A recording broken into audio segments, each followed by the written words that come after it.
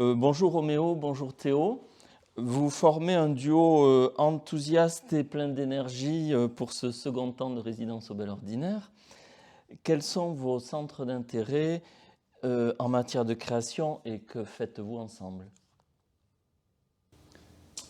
Alors moi, je suis Roméo. Je travaille depuis quelques années, j'ai un travail de peinture, de dessin, d'édition, de sérigraphie, voilà, qui a été amené à se développer surtout autour de différents projets de résidence.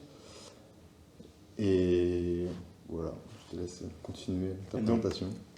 donc moi, là, je suis tout seul, mais normalement, je suis en groupe. Je fais partie d'un groupe qui s'appelle le collectif ETC. Nous, on se définit comme architecte, artisan, artiste, activiste, un peu autour de toutes ces notions-là. Et on n'a pas du tout l'habitude de travailler dans des contextes de centre d'art avec une démarche artistique. Donc c'est aussi profiter de ce temps-là et de ces espaces pour pousser des réflexions qu'on a moins le temps et l'énergie de pousser d'habitude. Et pour répondre à la deuxième partie de la question sur notre duo, c'est dans le cadre d'un projet du collectif ETC où nous on collabore tout le temps avec plein de gens super comme Roméo, qu'on a invité en 2020 à venir faire un projet avec nous à Marseille, qui était notre dernier projet dans le quartier de la Belle de Mai, où on habitait pendant 6 ans, mais je ne rentre pas dans les détails, qui était la construction d'un gradin mobile, un outil pour occuper la rue, sur lequel viennent s'installer des drapeaux. Et c'est Roméo qui est venu concevoir avec nous et avec les habitants du quartier ces drapeaux. Donc la collaboration, on va dire, entre nous deux, surtout entre Roméo et le collectif ETC, est née en 2020. Alors, votre projet de recherche porte sur la créativité qui se dégage des mouvements sociaux, des mouvements sociétaux. Et sur l'occupation de la rue, cette occupation de la rue, vous en parlez comme un moment de design particulier où s'inventent des costumes, des chants, des banderoles, des sculptures. Comment vous positionnez-vous sur ce projet en termes d'intention et d'intervention? Ou plus simplement, qu'est-ce que vous faites dans cette résidence au Bel Ordinaire? Tu veux commencer? Non, vas-y, commence. Il est meilleur orateur que moi, donc il parle beaucoup. Roméo et moi, on est tous les deux intéressés et impliqués à des degrés divers, disons, dans une réaction politique plus large qui se passe aujourd'hui face aux questions d'urgence sociale, environnementale aussi, accessoirement. Et ce qui nous intéresse particulièrement, c'est la manière dont le retrait progressif de l'État ces dernières décennies et les ravages de la prédation du monde privé laisse les citoyens livrés à eux-mêmes et les oblige à se saisir eux-mêmes des questions politiques. Donc comment est-ce que nous, en tant qu'artistes, designers, ou en fait tout simplement citoyens, on peut venir apporter notre soutien à ces initiatives qui viennent de la part des citoyens, ni de l'État, ni du monde privé.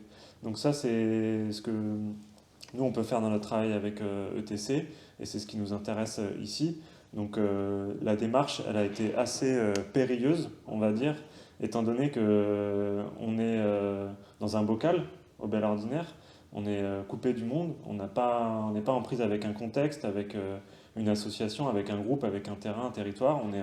On est là entre juste tous les deux. Donc il a fallu s'invente finalement un contexte et qu'on se crée nous-mêmes une sorte de commande.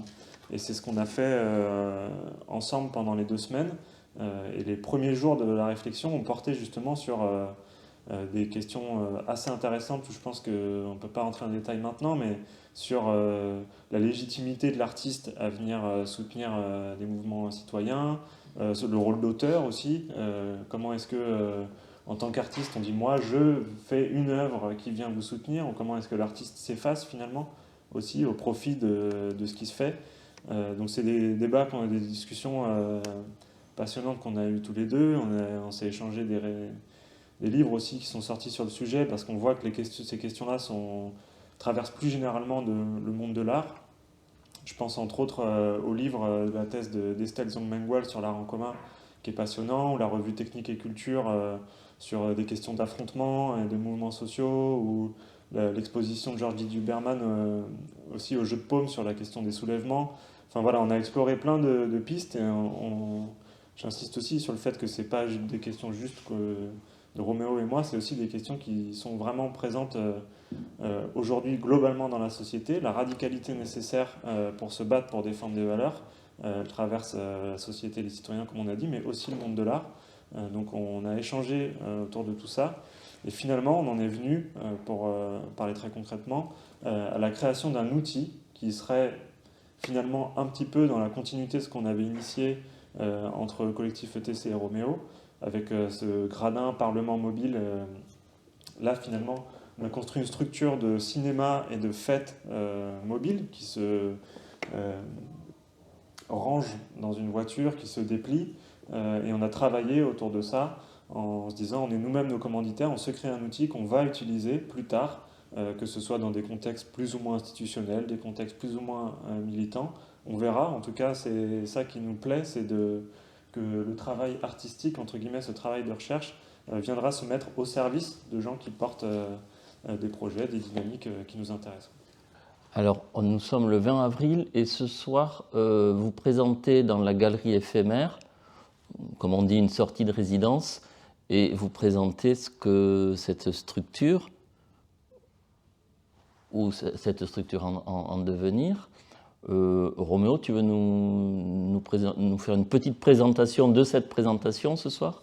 Ouais, donc ce soir, alors à la base, on voulait activer cette structure en extérieur, parce qu'elle sera amenée à être utilisée en extérieur, et aussi de nuit, parce que c'est quand même une structure plutôt nocturne, parce qu'il y a des jeux on peut voir de boules à facettes, de transparence avec des rideaux, de lumière, etc.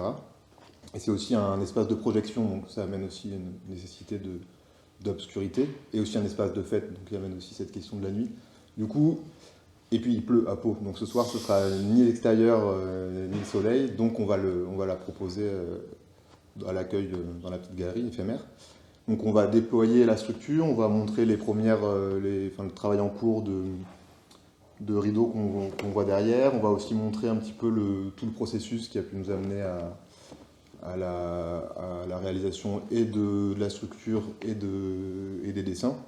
Donc on va montrer un peu les gabarits, on montrera aussi des références en termes d'architecture, mais aussi en termes de graphisme, ce qui nous a amené à dessiner et concevoir les visuels.